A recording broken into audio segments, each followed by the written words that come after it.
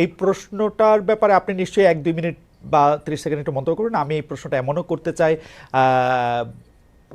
জামায়াতের জামায়াতের কোন কাজে শিবিরের পেশি শক্তি লাগে? ডক্টর মির্জা জি, গালিব। খালেদ ভাই, ধন্যবাদ। প্রথমে ধন্যবাদ আমাকে ইনভাইট করার জন্য, এবং বাকিবিল্লাহ ভাই, nice to have you here. আমি আমি যেটা লিখতে চেয়েছি, এবং যেটি খালেদ ভাই আপনি প্রশ্নটা তুলেছেন, আমি যদিও ছাত্র দলকে সামনে রেখে এই প্রশ্নটা তুলেছি, কিন্তু ইকুয়ালি এই প্রশ্নটা ভ্যালিড ফর জামাত ইসলাম এবং ছাত্র শিবির, যে ছাত্র শিবিরের পেশি শক্তি জামাত ইসলামেরও কাজে লাগে কিনা। তো ফ্রেমওয়ার্কটা কি দেখেন, ফ্রেমওয়ার্কটা হলো যে বাংলাদেশে ছাত্র রাজনীতি সম্পর্কে আমাদের একটা পারসেপশন আছে। পারসেপশনটা হলো যে বড় রাজনৈতিক দল তারা চিন্তা করে যে ছাত্র সংগঠন যদি ক্যাম্পাসে খুব স্ট্রংলি অপারেট করে, তারা যদি শক্তিশালী হয়, এই যে তাদের পাওয়ার পলিটিক্স, এই পাওয়ার পলিটিক্স তাদের ক্ষমতায় থাকাকে নিশ্চিত করে, এবং তারা যদি বিরোধী দলে গিয়ে স্ট্রাগল করে, এই পাওয়ার পলিটিক্স তাদেরকে হেল্প করবে।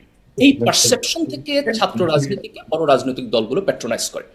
আমি বলতে চেয়েছি দুইটা জিনিস। এক, যে বাংলাদেশের সমসাময়িক রাজনীতি যদি আপনি দেখেন, এবং বিশেষ করে জুলাই অভ্যুত্থানের পরবর্তী ডক্টর রাজনীতি, গালিব, ডক্টর গালিব, আপনি কি আপনার, আমি বুঝতে পারছি না যে আপনার কথা আবার শোনা যাচ্ছে, আপনি কি আপনার ল্যাপটপের সাউন্ডটা একটু মিউট করে রাখবেন?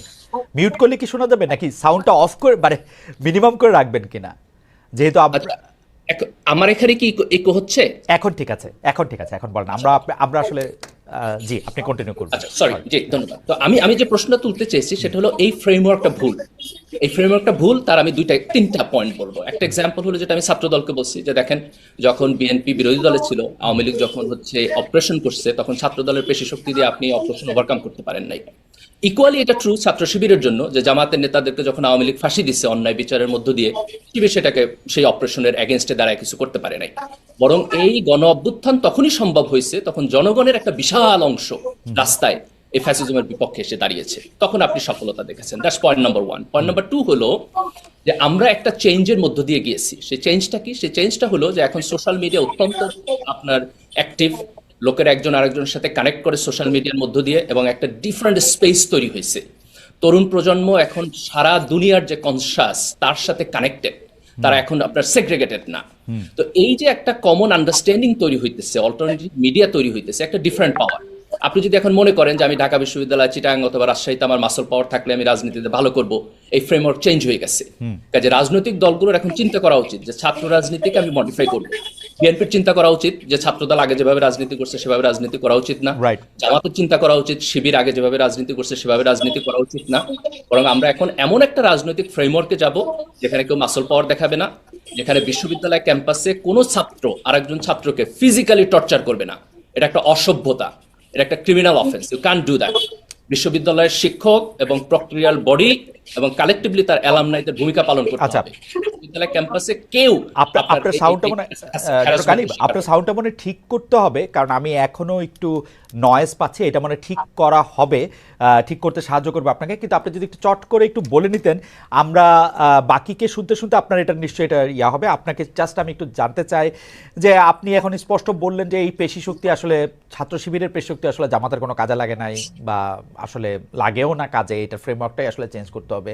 আপনি যখন স্ট্যাটাসটা দিলেন তখন যে শুধু ছাত্রদলের কথা উল্লেখ করলেন, এটা তো আপনি ডেলিভারেটলি করছেন, তাই না? ছাত্র শিবিরের কথা যে আপনি বলেন নাই সেটা তো ডেলিভারেটলি করছেন।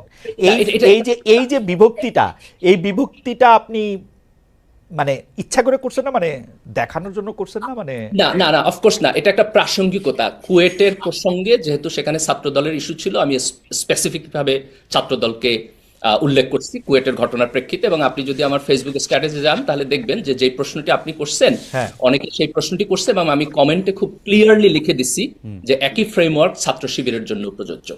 ওকে, কিন্তু আপনি স্ট্যাটাসটার মধ্যে, আচ্ছা, এইটা একটু না, প্রশ্ন। আমি ডিসক্রিমিনেশন করি নাই, আমি কুয়েটের ঘটনার প্রেক্ষিতে আচ্ছা, লিখছি। ঠিক আছে, কুয়েটের ঘটনার প্রেক্ষিতে, যে কুয়েটের ঘটনার প্রেক্ষিতে আমি এখন আমার আমার টেবিলে যে এখন বিডি নিউজ 24.com এর একটা নিউজ, সেটার মধ্যে হচ্ছে ফেসবুকে মন্তব্যের জেরে এমসি কলেজের শিক্ষার্থীকে পেটালো ছাত্র শিবির।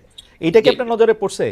যে এটার নজর আমি পড়ছে। আজকে সকালে আমি বেশ কয়েকজনের সাথে কথা বলছি যে ঘটনা কি ঘটছে। খুব সম্ভবত এখানে শিবিরের সংশ্লিষ্টতা থাকতে পারে, আমি এই প্রোগ্রাম শেষ করে এটার ব্যাপারে স্ট্যাটাস দিব।